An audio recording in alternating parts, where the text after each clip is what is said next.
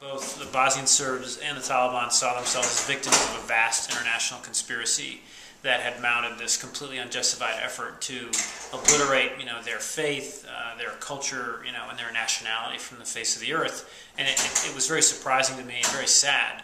But I've seen a similar mindset among sort of Hindu nationalist extremists, some Sinhalese Buddhists in Sri Lanka, and this kind of small sort of theory I've come up with personally is that what's dangerous isn't so much the human tendency to be sadistic, to know you're doing wrong and enjoy it.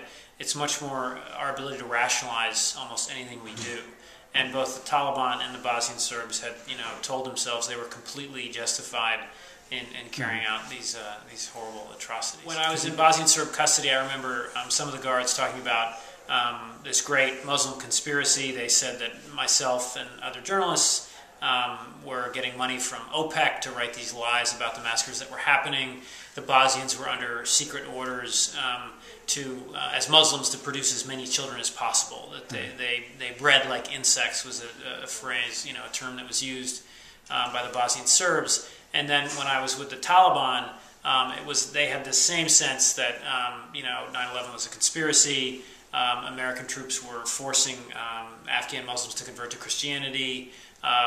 Tens of thousands, if not hundreds of thousands of Muslims were being killed around the world in an effort to sort of obliterate Islam from the face of the earth. I felt like the Dutch could have done more after Srebrenica fell.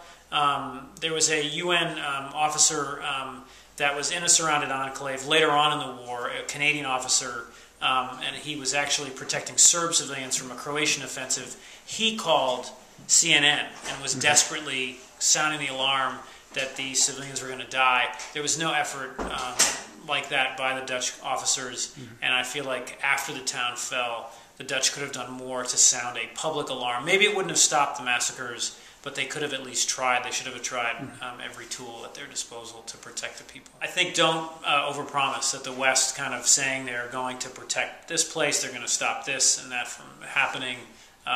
I hope that they learn to not do that. Declaring a town a safe area, stripping it of its heavy weapons, and then failing to actually protect that town is a colossal move and just a terrible affront and a terrible shame on the West. And I hope that won't happen again. You see less of that, I think, but I don't think the core problem, which is there is no effective sort of UN peacekeeping system still. There aren't enough resources there. There's too many soldiers from poor countries that are sort of dispatched to these obscure conflicts that are poorly armed and poorly trained and poorly funded. So, I think the result has been to step back and not promise so much instead of actually addressing and trying to fix the problem. And I wish there would be a more proactive effort by these powerful countries. There's a whole generation of younger UN officers and young diplomats in all these Western embassies, and even some journalists, frankly, who this all happened and they were astonished, by what happened and horrified by it. And I think many of them have moved into sort of more senior positions at the UN and in different governments and in journalism, and they're more eager to kind of move forward and be more proactive and stop things that could happen. This is maybe in a sense what was happening in Libya, and that there was a very early sort of sounding of the alarms that, what will Gaddafi do?